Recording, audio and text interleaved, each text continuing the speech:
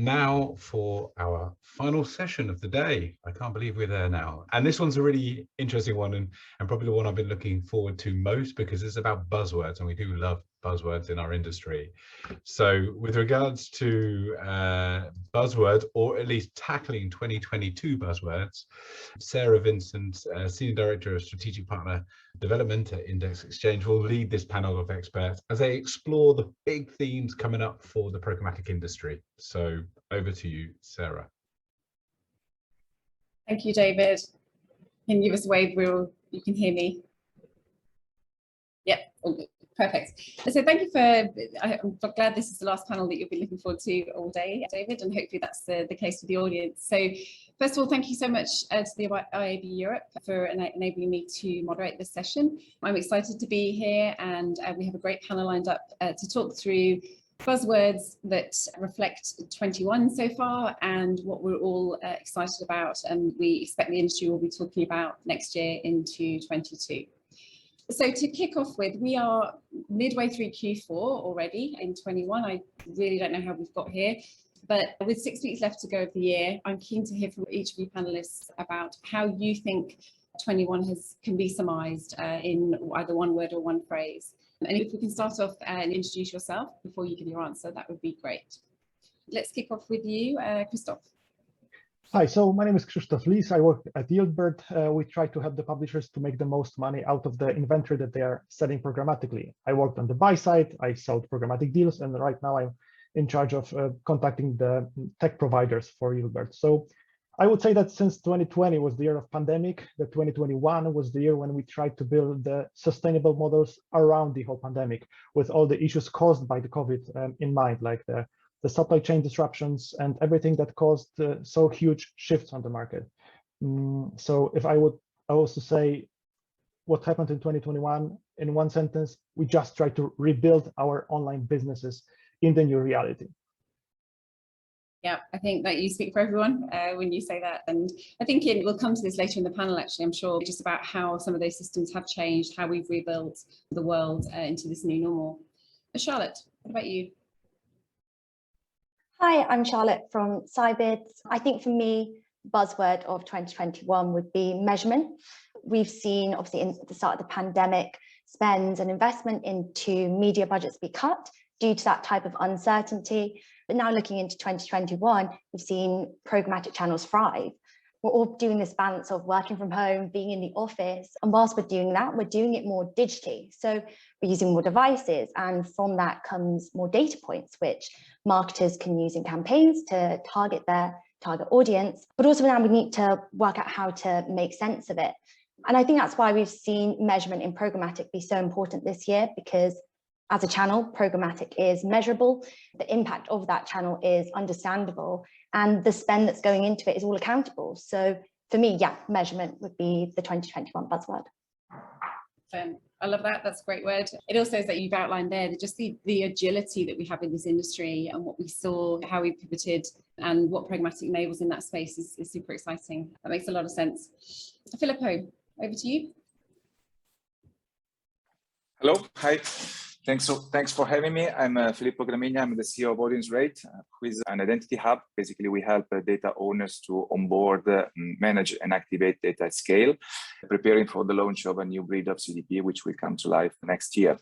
So obviously, data for me and for us is a focus, and we've been hearing throughout the old panels about the cookie deprecations, and obviously the delay of this deprecation within the Chrome environment has been the big topic for the whole industry, which I think it has given oxygen to the whole players, because this is definitely a very complex thing to solve. But I think it's the very positive thing about this delay is that we have more room to test more solutions, to learn more on how to deploy those solutions and how to make the new infrastructure work for the best of the ecosystem. So the buzzword is delay, but this is not a negative one. It actually is a positive one because it helps everyone to make things right. Right, thank you. A challenge is always an opportunity like that. Some great words so far. Hi, I'm Amina. I'm Director of Solutions Consulting at Xandr. So for me, privacy has been the buzzword for 2021, whether it's privacy-centric, or privacy-first, or privacy-safe. We've really seen businesses in ad tech really come to the realization that privacy shouldn't be treated as an add-on or a business trend. It really needs to be baked into the DNA and heart of decisions that we make. And I think this really stems from the fact that programmatic as an industry has been shifting a while towards more of a consumer first mindset, where the consumer needs and their experiences are really front and center of what we do. I think like customer centric is the the core of everything you're saying there, and very much the focus for this year and ongoing. Thank you very much, guys. Nice to meet you and for your initial responses. Now, moving into 22, I think everything that you've talked about today, encapsulation 21, will, I'm sure, continue to evolve into next year. But I'm keen to see how you see that evolving. So again, in fact, so I'll come back to you, Amina, for your answer on what is going to be the most talked about and the thing that we should really be focusing on for 22. Yeah, it's crazy that we're talking about 22 already. Really great question. I'll break it down into two parts. So it is a bit of a cliche, but going into next year, privacy will continue to be a high-level theme.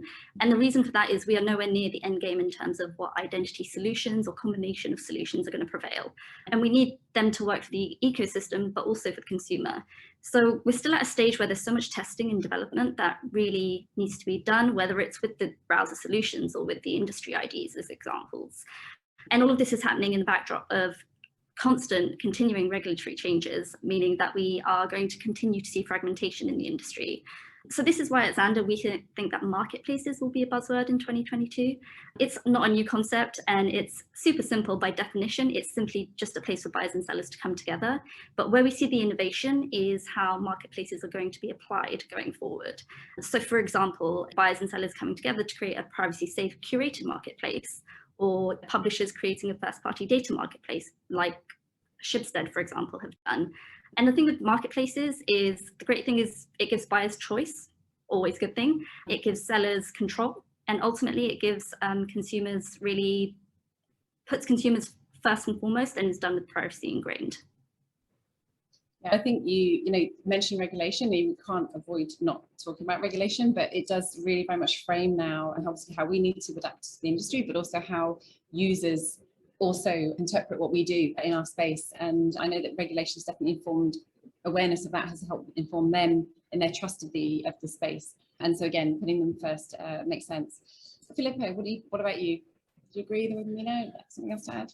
Yeah, absolutely. And I think what's interesting is that all these technicalities of cookies, which is actually a very specific thing, has made all the actors understand how much data is important for the whole programmatic and the marketing campaigns. And in particular, on one side, I think publishers and brands have started to understand that they need to act now, not only to deploy and understand the new identity solutions, but to start collecting the right consent and to collect the first-party data, because this is their central asset for the future. Obviously, not all the brands and publishers will be able to have data at scale.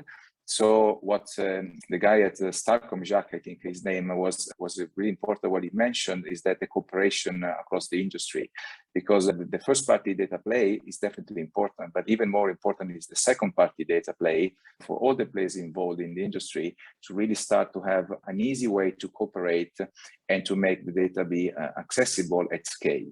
On the other side, I think, as we already listened before, the users will be more and more at the center of these two pieces of the spectrum. But as the Gartner said in a recent research, by 2023, I think it was 65% and even more of the connected population will be covered under privacy regulations. So the users are now starting really to understand what does it mean a cookie, what does it mean to give consent or not give consent. So I think it's really important that whomever collects data and consent gives a clear message of what this consent is for and how the data will be used, so that the value exchange between the final user, the brands and the publisher, remains consistent across the next years. Yeah. Do you agree with that, Krzysztof? I would say that 2022 is going to be about finding the alternative to the third-party cookies. And I fully agree with what Filippo and Amina just said. We need to find the right solution that's going to help the buyers get the same result out of their campaign without the use of third-party cookies. And on the other hand, it needs to be fully user-centric. We must make users feel safe. We must help them understand what the data we are gathering, what we are doing with it. And we need to explain to them that if they don't give us the consent to store some data about them, to learn about their behaviors, it's not that they are not going to get any ads at all. They will still get the same amount of ads, but the ads will be poor targeted and not interesting, and we all want to avoid it. We keep getting those questions from the publishers that we work with. What should we do now? What's the alternative? And I would say that 2021 also made us worry about the monopolies, because one party single-handedly, unilaterally affected the whole ecosystem, the whole market, by simply postponing the phase out of third-party cookies.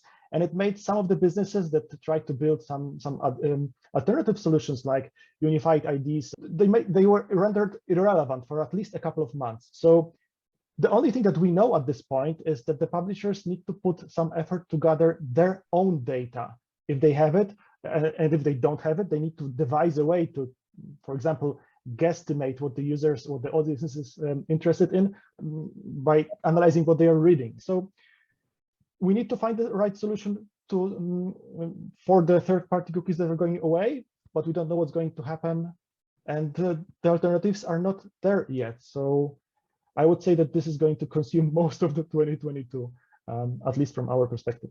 Yeah, I was just going to ask a bit more from your perspective. Obviously, you work with a number of publishers, so you get that. Presumably that question comes up a lot, and your response is, what is your response? Is it?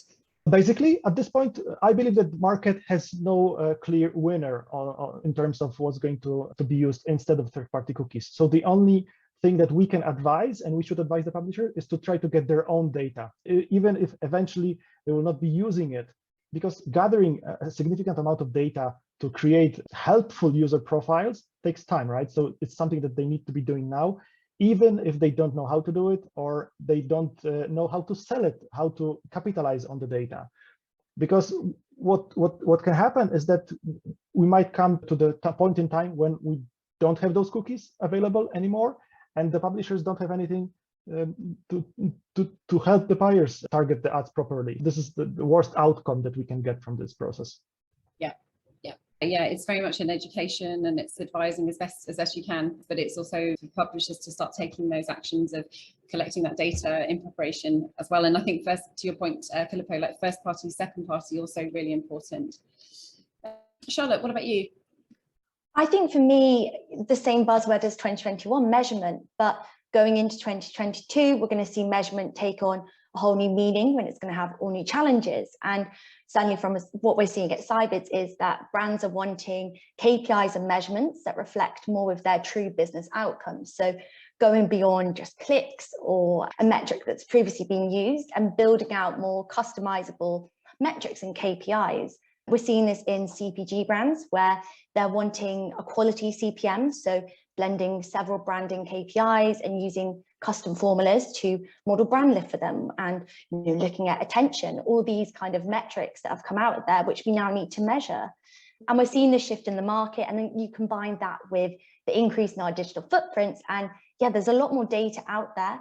And I think that's where measurement plays a big role next year. And the challenge there is, how do we make sense of that? And I think that's where we see tech like AI playing a very large role next year as well.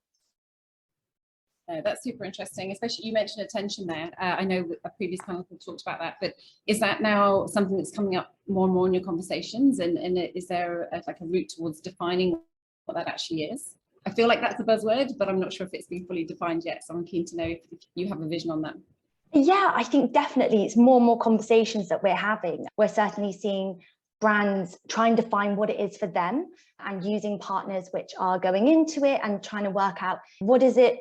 I think it's all about what's the outcome that you're trying to reach, and how do you define that for a brand. And I think for lots of brands, that's actually unique to them. I think that's where we're getting this customizable approach, which is so important. So even just defining it as like a metric in itself comes with lots of sub definitions, because I think it means something different to each brand, and that in itself is one of the main challenges for next year. How do we measure it? How do we optimize towards it? And yeah, how do we prove that and make it make sense for the business?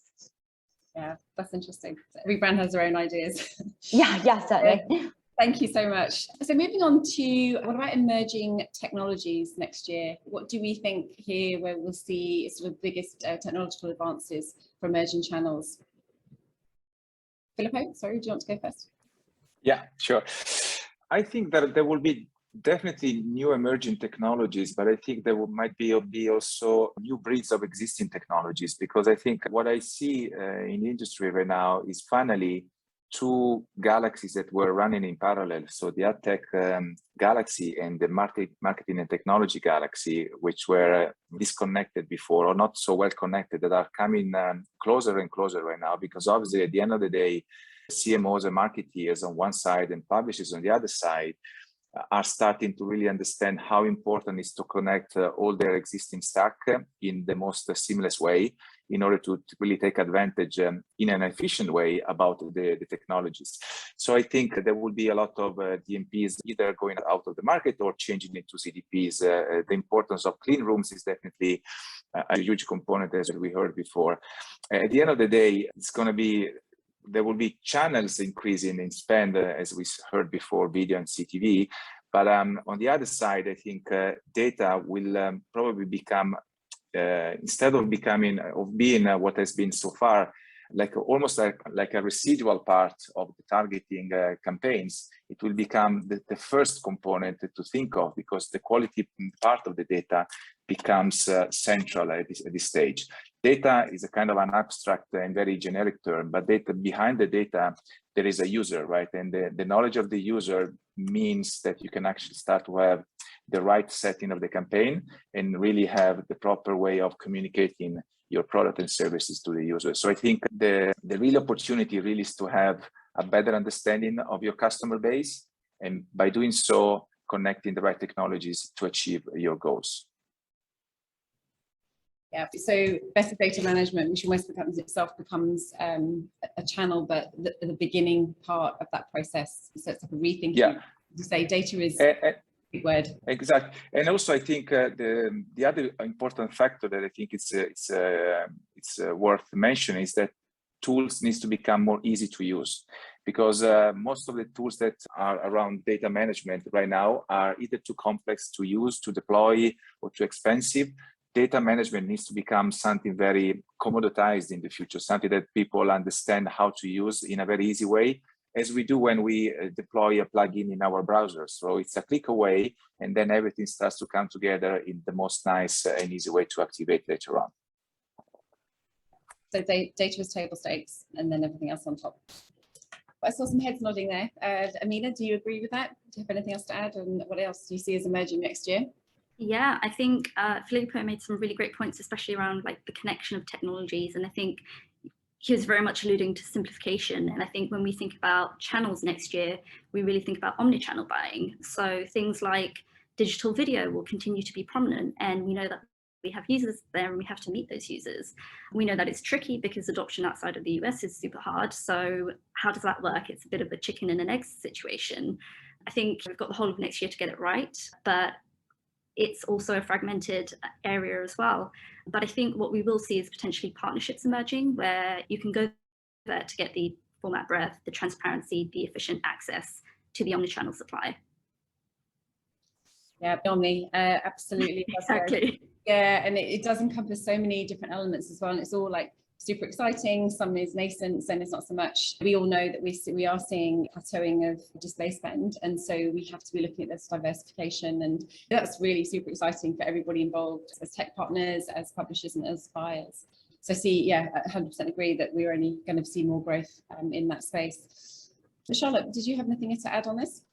Yeah, I think for me, I touched upon it briefly in my last answer, but AI, I think it's going to be one of the biggest tech advancements for next year. It's going to impact all channels. It's out there now and it's evolving, but it still hasn't reached the peak.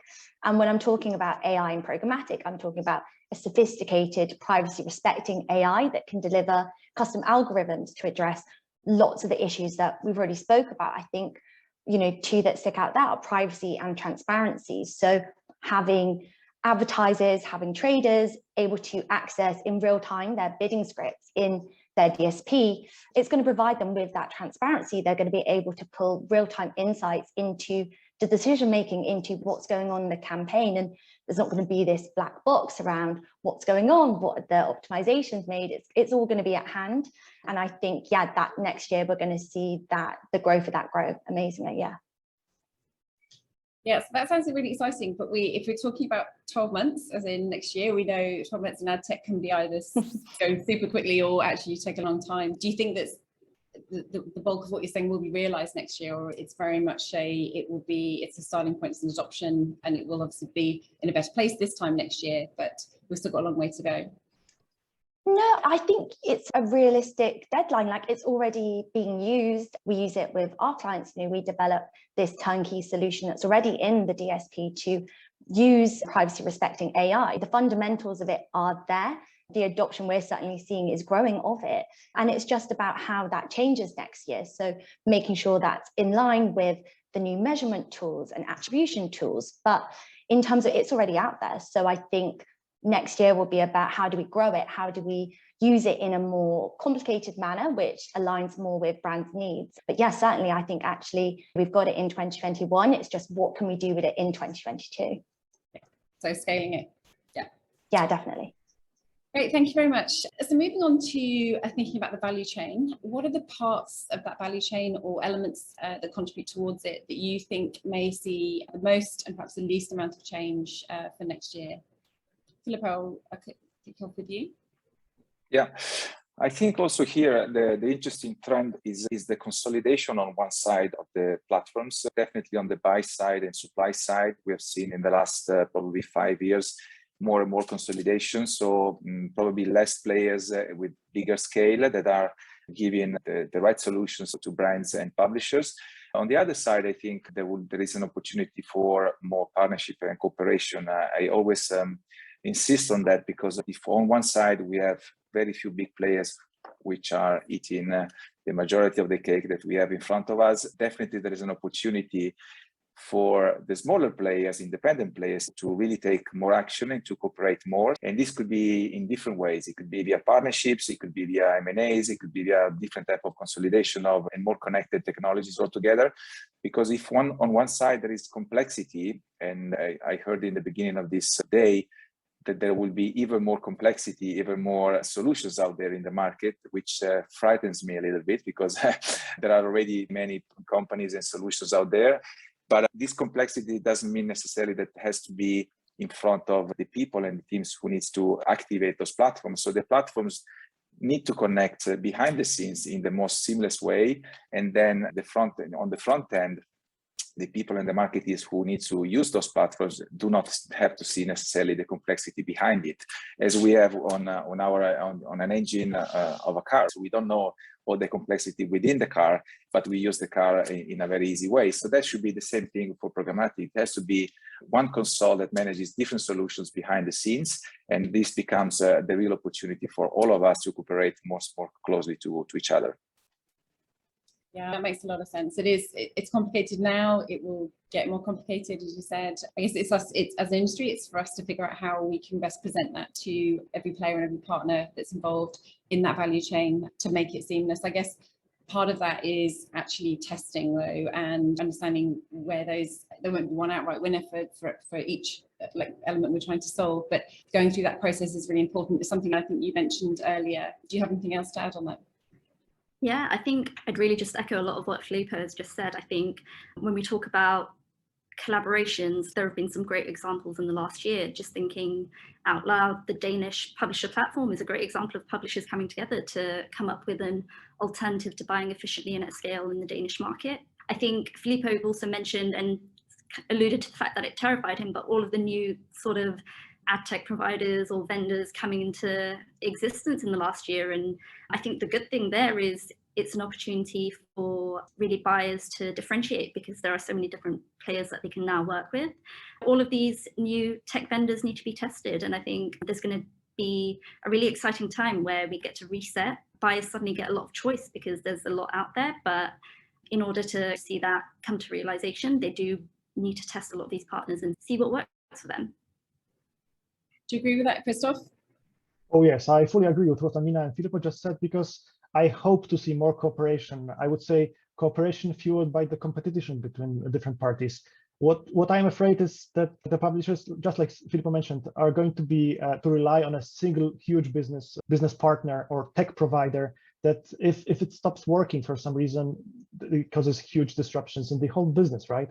We are always told not to keep all the eggs in a single basket. But on the other hand, we should not get all the eggs from a single egg-laying hen that can always tell us, I'm not laying any more eggs for you, or I have some technical issues and I'm not going to do it in the next 7 days. So if that's the case for a publisher who works with one tech provider or one demand provider, as we like to think of them, they stop making any money for a significant amount of time. I hope that eventually we have a handful of strong partners, of strong tech providers that can work on a level playing field, maybe using some transparent open source solutions. Like the Prebit library is a great example of something that can facilitate that.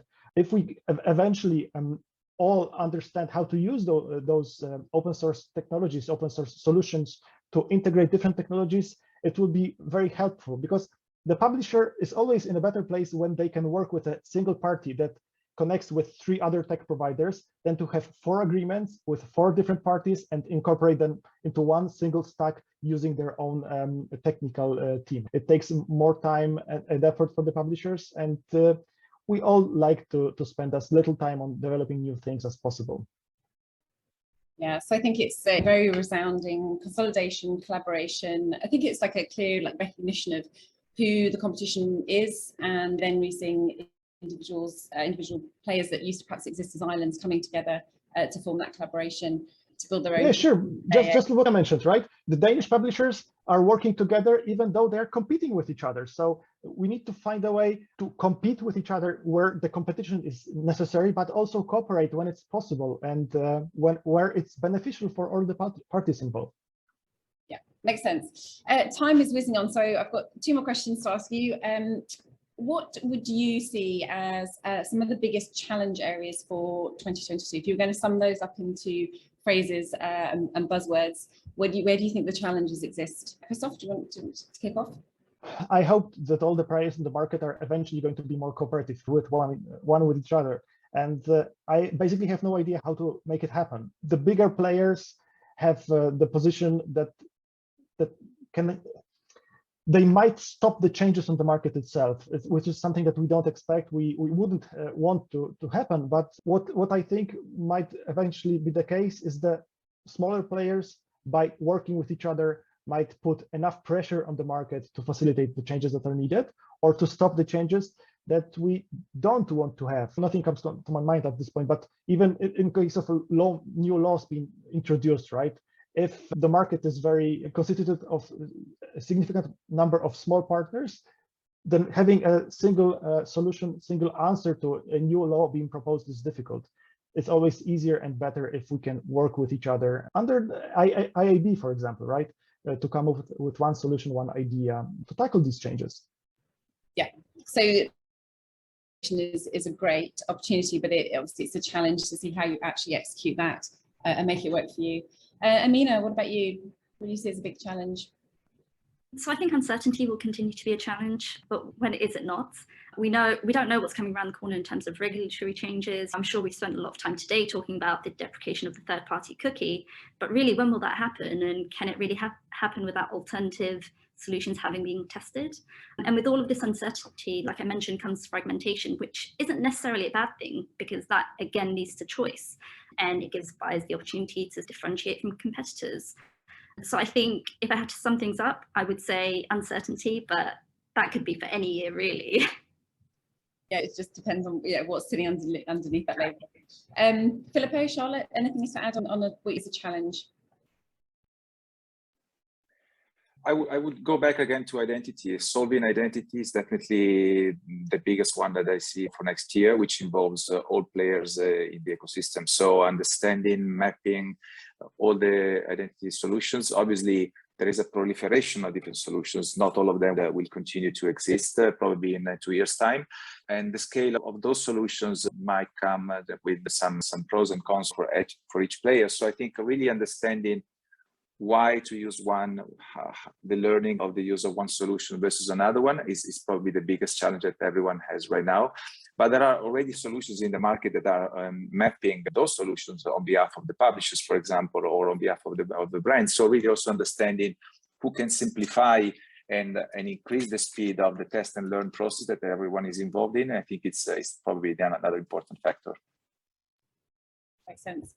Charlotte, anything to add?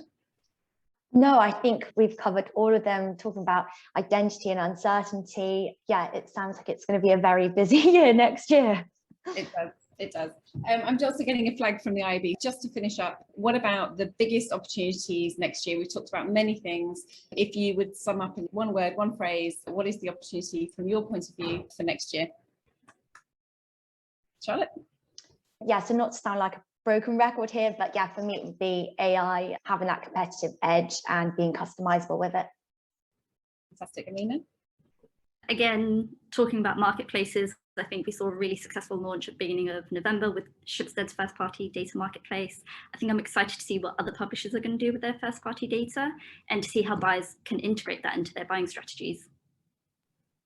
Just not to repeat myself again around data, I think what I would really love to see, but I'm not sure that I will see next year, is a more easy way to connect platforms to each other.